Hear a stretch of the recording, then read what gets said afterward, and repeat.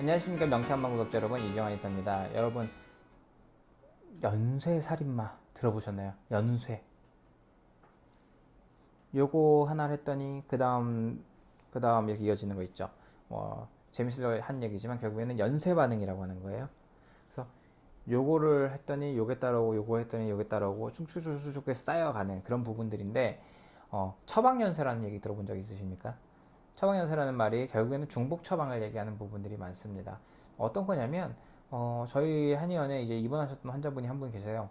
굉장히 이제 막 어지럼증부터 시작해가지고 거동도 안 되고 이런 증상들이 있으셔서 입원을 하셨는데, 이분이 치료를 한 3, 4일 정도 해도 별 반응이 없으셨어요. 별 반응이 없고 계속 그냥 증상 그냥 고만고만한데 조금 가벼워진 거는 같다. 그러면 사실 그 정도면 굳이 비싼 돈 내가면서 입원 치료를 할 필요가 없잖아요. 그래가지고 혹시 드시고 계시는 약이나 이런 게 있으면은 맨 처음에 적어내라고 했는데 하나도 없다고 적어내셨거든요. 그랬는데 저희 간호 선생님께서 그러시는 거예요.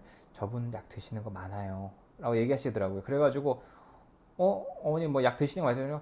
그거야 뭐 늘상 먹는 약이지 이러면서 얘기를 하시는데, 그래서 약을 한번 보여달라 그랬어요. 보여달라 그랬는데 약이 이만큼씩 있으신 거예요. 이만큼씩 세 뭉치가 있으신 거예요. 그래서 아니 이만큼을 드시고 계시면서 뭐 약을 안 드시고 계시다 그러면 어떻게 해요? 했더니 이거는 병원에서 먹으라고 그냥 평생 먹으라고 하는 약이라서 그냥 먹는 거라는 거예요. 그래서 이 정도 드시면 배부르실 것 같은데 했더니 안 그래도 약 그거 먹느라고 밥도 먹기 싫고 막 그렇다고 하시는 거예요. 그래가지고 제가 그 약 자체가 그저 증상이 많이 뭐 질병이 많고 이래가지고 약이 다 필요한 거면 상관이 없어요. 필요한 거면 상관은 없는데 약 처방 구성들을 한번 좀 보고 싶다 그래요. 제가 봤습니다. 처방 구성들을 보니까 겹치는 약들이 뭐 몇 가지가 있는지 모르겠어요. 일단은 한 끼에 먹는 약인데 위산보호제가 세 군데서 다 들어가 있고요. 네. 그 다음에 진통소염제도 다 들어가 있는 거예요. 소화제도 들어가 있고요. 그러면 이게 뭘까요?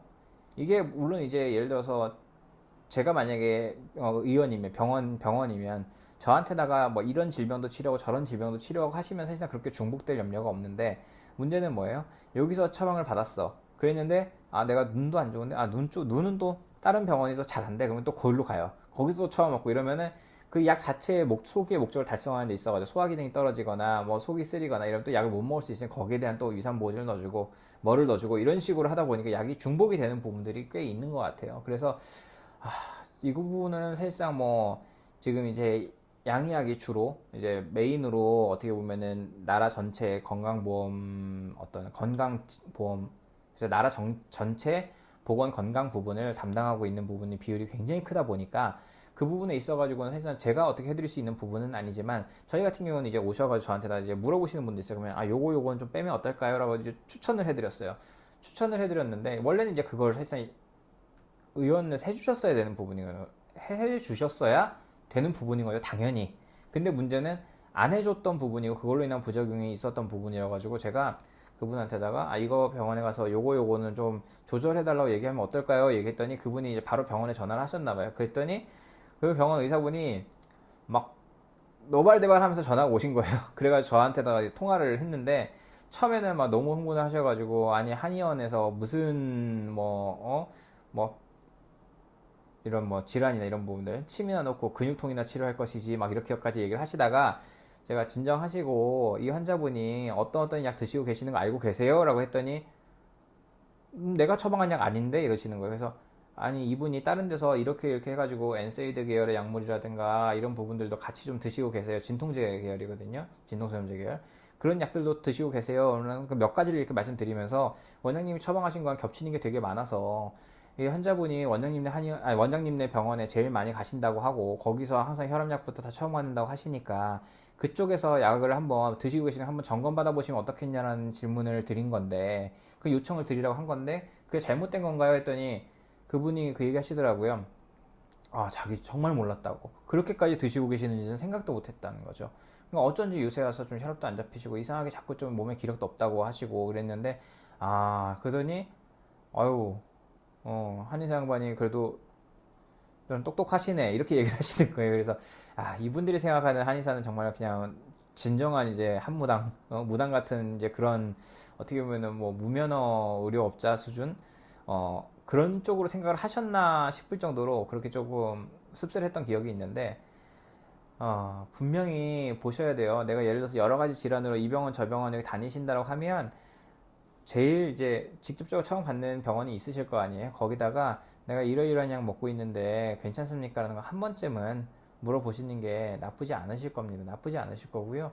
그거에 있어 가지고 안 해준다라고 하면은 그거 확인 안 해주고 그냥 뭐 무조건 먹어라라고 한다라고 하면은 한 번쯤은 병원을 교체해 보시는 것도 어떨까 싶습니다. 그래서 이거는 뭐 제가 예를 들어서 무슨 뭐 한의사라서 어떤 의학적인 지식이 그래도 일반인들보다는 뭐 양의사 분들만큼은 아니겠으나 그 부분에 대해서 많으니까 너는 뭐 아는 거 이렇게 아니에요. 요새는 네이버나 이런 데만 검색해 봐도요 다 나옵니다. 정보가 너무 많이 나와요. 어떤 약은 어떤 부작용이 생기고 이러기 때문에 나는 그 약이랑 설명 들은 적도 없는 부작용인데 내가 지금 현재 겪고 있는 증상이 새로운 증상이 아니라 그 약의 부작용인 경우도 있거든요. 그런 부분에 대해 판단을 해보고 그거에 대한 부분들을 의사한테 얘기를 해서 내 건강을 적극적으로 찾을 수 있으라고 그것 때문에 성분을 공개하는 거잖아요.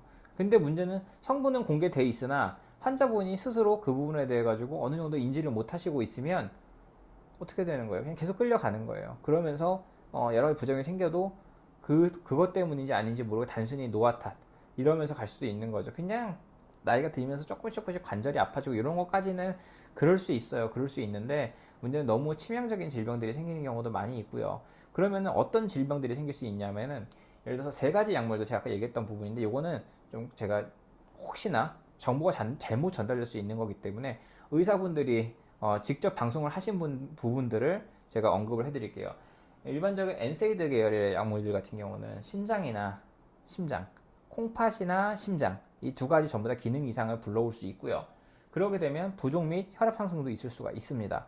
그러면은 진통소염제를 먹기 시작했는데 어느 순간부터 부종이 생기고 혈압이 생겨 내가 또 혈압이 높아졌나 보네. 또 혈압약 먹고 그럴 필요가 없는 거죠. 엔세이드만 끊어도 어느 정도 조절이 될 수가 있는 거예요.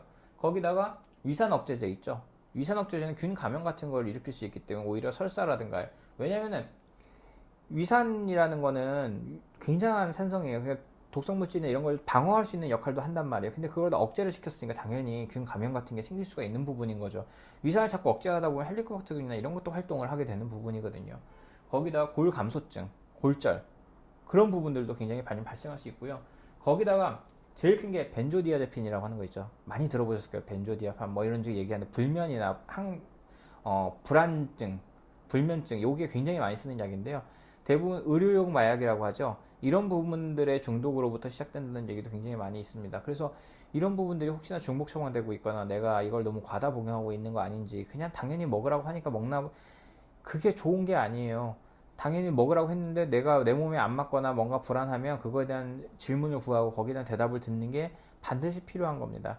아니면 의사분이 바쁘셔가지고 만약에 진료를 그렇게 자세하게 못 봐준다고 한다면 약사분들한테 물어볼 수도 있는 거잖아요. 요새 약사분들도 굉장히 그죠. 처방권을 옛날에는 약사분들 갖고 계셨다가 이제 분업이 된 건데 그러다 보니까 그래도 또 지식적으로는 당연히 그 부분을 다 공부를 하신 분들이기 때문에 이건 너무 좀 과도하다 아니면 지금 현재 생긴 증상이 이런 거 있을 수 있겠습니다 하고 상담 받아보는 거 정도는 가능하지 않을까요? 뭐 의료 상담이라고 해서 그분들이 그거 갖다 처방을 내시는 건 아니니까 불법적인 부분은 없을 거라고 생각은 드는데 어쨌든 간에 주치의분하고 반드시 얘기해 보시고 내가 혹시 복용하고 있는 지속적으로 항상 그냥 이 정도면 괜찮겠지 하고 생각하고 있던 것들이 다른 질병을 또 일으키고 있는 게 아닌지 그야말로 연쇄살인마 이런 것처럼 연쇄 처방 자체가 중복적으로 계속 들어오면서 내 몸에 새로운 처방을 또 불러들이고 새로운 처방을 불러들이고 이러고 있는 건 아닌가 한번 고민해 볼 필요가 있을 것 같습니다. 그래서 이거는 사실상 제가 이제 즐겨보는 유튜브 중에서 실제로 나왔던 그런 이제 양의사분들의 대화를 보고 맞아 우리도 이런 적이 있었지 하고 나서 그 경험담을 올리는 겁니다. 그렇기 때문에 그래요. 이게 학술적으로나 어떤 임상상으로는 사실상 양한방 교류할 게 굉장히 많습니다. 서로 얘기해 볼 것도 많고요. 근데 참 그런 터널이 닫혀 있는 게 상당히 좀 안타깝고요. 그래서 씁쓸한 마음이지만 한편으로는 여러분의 건강을 찾을 수만 있다면 제가 더 좋은 정보 항상 알려드리도록 하겠습니다. 구독, 좋아요, 알림 설정 부탁드립니다.